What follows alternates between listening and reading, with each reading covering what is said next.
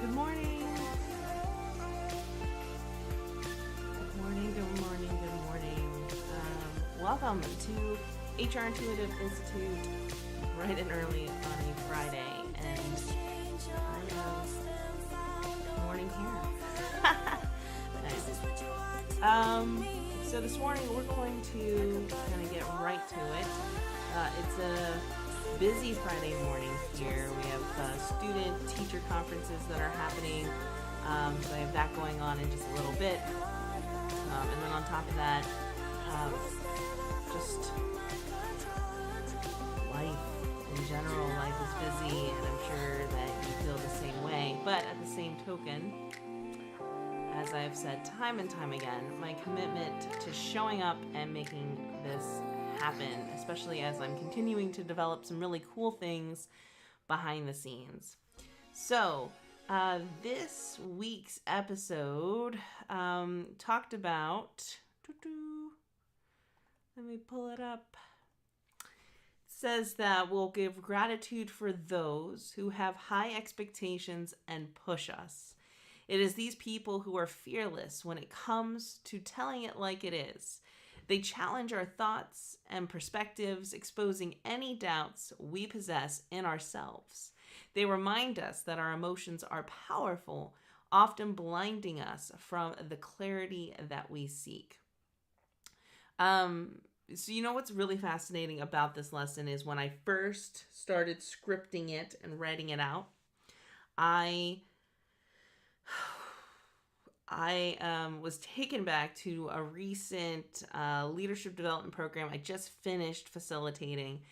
And in this particular program, we worked together to create philosophies and articulate our leadership ideologies so we can lead with intention and create these legacies that we ultimately want to have and do and create. And one of them was interacting with this gentleman, and when he read to me his ideology draft statement, I felt very strongly to share with him that what resonated really strongly when he was reading it, so it was a longer draft statement, was his desire to push his people out of their comfort zone, which was a powerful statement to be made, but even more powerful for me because of how those leaders who choose to show up, and that's indeed what they do, is it is challenging. It is totally, absolutely, 100% very challenging. And I say this because these leaders, looking back, and these individuals have been some of the most impactful people in my life because I talk about these stories and these experiences with them time and time and time again. Yet when you think about it, I wouldn't put those experiences necessarily in the buckets of being inspirational and life-changing, but they truly have been. And it's these people who come who are constantly kind of nudging and pushing us into this place of discomfort that really, really cause us to grow in ways that we wouldn't if they've never shown up and been present. And the very first individual that comes to mind when I think about this idea of someone pushing me to my and having high expectations of me was probably technically my first real boss. Like in high school, I worked at a snack bar. But when I was in college, I got a position as a resident assistant in the hall. And you have a resident director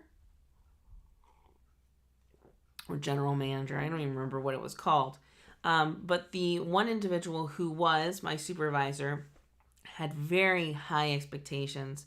And this was the first time I experienced a supervisor with high expectations and a large amount of structure around the way that they organized work and handled work situations. And so there was a lot of things that I really resonate with me. Number one is that I learned that having a structure and a process in place made me very much more effective. I learned well in that environment when I can see things that are black and white initially before I get into the concepts of gray. And that is something that I very much hold onto, especially as I'm developing courses at the college level. So my 200 level course, I think of it more so as how much can I make it black and white, whereas my 400 level courses are more so the gray area, and how do I push people to navigate that gray. And so this individual came into my life when I needed to have that black and white, and did. And in fact, he laid the foundation for what has carried me through my HR career. And at this point in time, I was a music major with a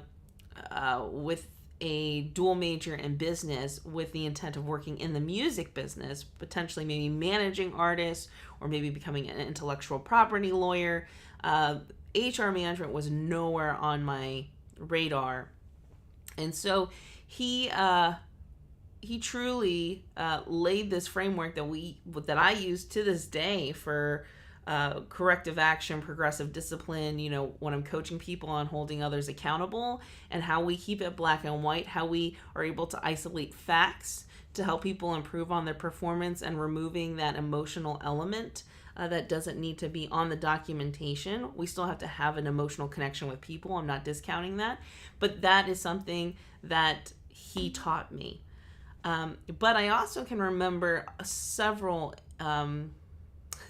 experiences where I was frustrated and I was emotionally upset by what I would probably classify as the coldness in his approach when he had to provide me feedback, or the lack of gratitude in certain scenarios where I believed personally that I should have had gratitude expressed and shared for me. And so really was this push-pull, this knowing that someone is leading me and it's effective, but at the same time, I was routinely placed in these, now looking back, knowing that there are these pools of discomfort, playing with the edge of what I think I'm capable of doing, but what someone else knows I'm capable of doing, that caused me to grow. And it takes a special person to be able to play with those edges in leadership. It's really easy to say that, I'm on one side or the other. I'm going to work with you where you're comfortable and help you be the best that you can be in that place. I'm going to push you over and then deal with you in the depths of the pool of discomfort and have you grow. But to gently nudge you consistently at this edge, it creates for a really unique relationship, an experience for that individual. And as I just briefly kind of rambled these few things that I'm so grateful for this individual instilling in my core framework that I need to this day. I mean, I definitely, the way I organize my work, the way that I even organize work and structures within organizations when I consult, the way that I manage 100% the entire accountability process from an HR perspective started with him. Like my HR career, if I look back, it totally started with him, now that I realize what those skill sets were going to be used for later in life. And I am incredibly grateful, and I'm sure I have this high appreciation of who he was as a leader now. Did not feel that way in the moment. And I think that's really important about this lesson is, I'm challenging you that you might be in that moment where it is hard to be grateful for these people. They're nudging you on this edge and challenging you. And you have to be grateful for them. And when I think about the most obvious example of this, it is probably someone in our family, whether it's our parents or our guardian, someone who really wants the best intentions for us, pushes and pushes and pushes.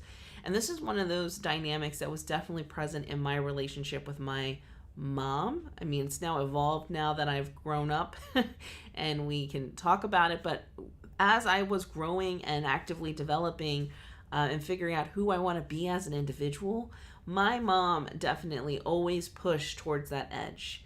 And when I wanted to back away from it, she would push harder to say, "No, you're better than this.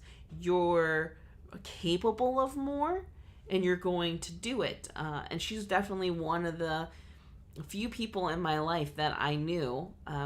Some of us can call during that time frame when life is hard. And not saying my mother was not didn't express empathy to me, but she definitely knew when there was an opportunity for me to grow and be better. And so looking back, in the moment, I may have been frustrated or hurt or wanting my mother to just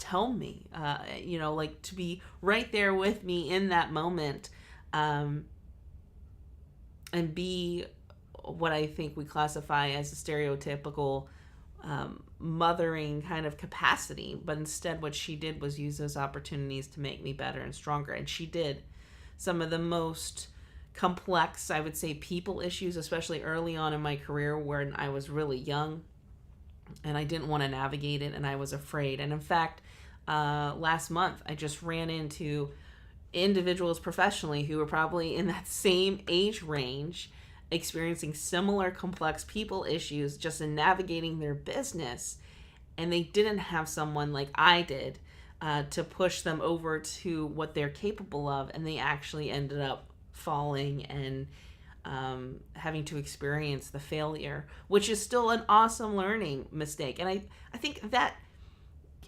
mistakes and failure are one of the greatest learning opportunities we have, and we see that told to us time and time again in inspirational quotes, and that is the opposite when these people are not present. When there's no one to catch us and kind of shove the other direction, we fall and we fail and we still learn. However, failure is not fun. I don't know if I've experienced any sort of failure where I was like, wow, this is so exciting and fun and I want to do it again. And so that's these individuals that are showing up. They're the ones that you run to. And instead of saying, yep, you're going to fall, you're going to fail, and I'm going to catch you, which is a beautiful moment in itself. But these are the ones that are like, I hear you, I love you, but you got this. And I'm going to push you and make you the next way. And as I'm saying this, I personally have been coming in contact with individuals that are in a space where they could fall and fail, and having to decide, who am I going to be? Am I that one that wants to be there to catch you and to say that everything's going to be okay and help nurture you back? And I find myself wanting to take a stance of, no, you've worked so hard to this place that your learning opportunity is not you taking 5 steps back to then take 10 steps forward. I'm telling you that you're allowed to shift back about a half a step before I push you to your 10 steps forward. And that is the difference in these growth paths that are navigated by these people who are able to push us. One final example that I have, so talk about parents, I talk about my first supervisor, at one point in my career, I had the privilege of really truly working in an organization partnered with executive leadership, like in a corporate world, which was a dream come true. I was working with positions early on in my career, once again, so I was younger, titles of people that I never thought that I would ever come in contact with. I should say that this is the probably the start, because I guess if I think about later in my career, I worked with those individuals in other organizations as well. But I definitely, as someone who had a strong desire to work in the corporate environment, that was kind of how I always envisioned myself since I became a management major, and actively decided that I was going to pursue a position in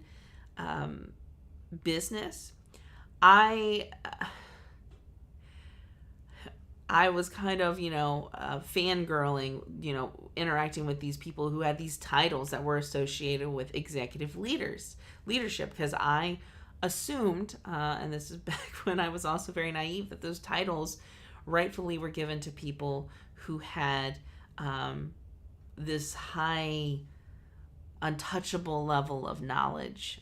Now, as I've continued my work, I've obviously learned, and I've had the privilege of coaching and working with executives directly in my business, and I know now that they're people too. They're humans. They're doing the best that they can, and they have a strong drive and motivation, and so I have a different sort of respect rather than this being in awe, I would say back then.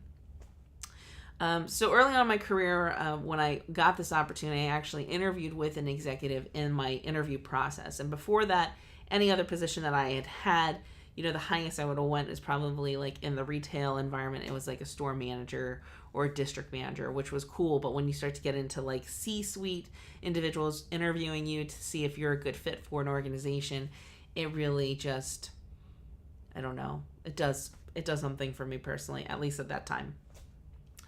And during that interview process, there was an exchange that happened in questioning my experiences and what I was really capable of and doing. And it wasn't like he got snarky or mean. It was just a consistent pursuit for clarity, really challenging me on what I believed I was capable of doing. And I'd never experienced that in an interview before. And I've shared in, I go to interviews, people ask you about your strengths or your abilities, and I would say that, but I never had someone push back and be like, but is that really what you did? Is that really what you do? Would you classify it as that? And this probing, this deep level of probing in this interview process really stuck with me beyond, whatever working relationship happened after I got that position, which I did. But it sank into me and caused me to really question if I knew what I was capable of or what I was really accomplishing. And without even knowing it, was one of the most pivotal moments in my career and my life, because it pushed me to an edge and it left me there to kind of dwell. When we think about what we're truly capable of in a professional capacity, at this time in my career when I was still yet trying to figure out who I wanted to be as a practitioner, and I did not know. I wanted to be in HR. I got into HR. Then I learned that there's all kinds of areas of HR, and yes, you can be a generalist, but most of us pick a specialty area, and what did I want to specialize in? And so I was trying to figure all that out. And here I have someone really drilling into me, asking me, what are you capable of? What are you actually able to do? And I am grateful for that moment. And I literally just talked about it last week, which is why I put it on the list, that I kept this anger almost that comes through about how dare you question what I was capable of, because now I know with such clarity. But I can't help but think, would I have that clarity now if that moment didn't initiate me trying to articulate that altogether? And so it's just interesting to look back on the paths.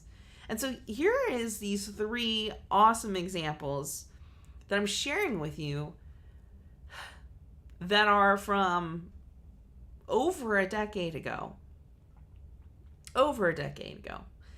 And I did not know that I was truly grateful for them until about right now, and what that means. And so what I'm going to suggest to you is that, when I was experiencing and being pushed by these people, when they were pushing me on the edge there, the emotions I was experiencing was anger and sadness. I was either angry because I thought that you didn't understand. I was sad because you weren't giving me what I thought I needed. And so if you're experiencing anger or sadness, I ask if you can just take a moment, close your eyes, release it, and see what is below the emotion. And question, what's driving the anger or the grief? Is it from a egotistical place? And what I mean, an ego-based scenario where you're believing you know what's best for yourself, that you have it all figured out. So you know that in that exact moment, that person should be acting a certain way.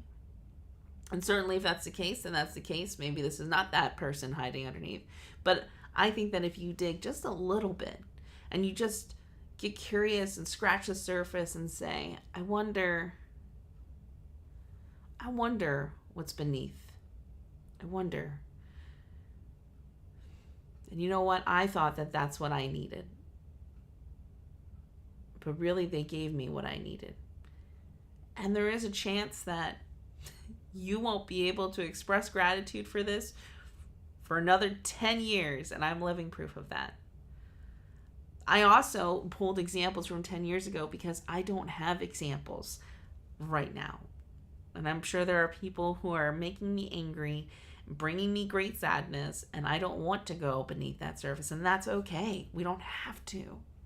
Then take a moment and look back and express gratitude. If there's anything that I know for sure is that in the last few weeks, last 2 months, I've had experiences that are happening that allowed me to think about these 3 people in a completely different light.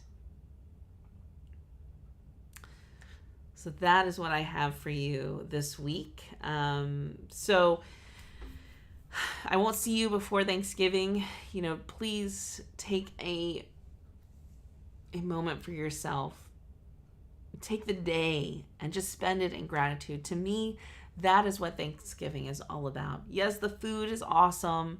I'm always a big fan of the pies, but it is a day to be present and truly experience fully gratitude for everything that we have, regardless of how challenging life is or overwhelming or how blessed and joyous it is right now. We're grateful for all of it. We're grateful for life, and just fully immerse yourself in the present moment of today. Let go of brooding over the past. Let go of fear of the future, of the unknowing, of the unknown. And just sit with gratitude. So Friday, I will be coming to you at 8 a.m. after Thanksgiving. So I will get to see you the day after Thanksgiving. And we'll be closing out November with lesson number 74, which is protection and resilience. In next week's live lesson, we will give gratitude for those who protect us, those who aid establishing boundaries when we are unable to do so on our own. It is these people who empower us to say no and embrace less. They, therefore, are the ones that empower us to truly step into our power. So this week, we talk about this tough lesson of those who push us. And I want to end this month talking about those who protect us. So with that, have a great weekend. Have a beautiful Friday. I will see you next week. Thank you so much for joining me. Bye.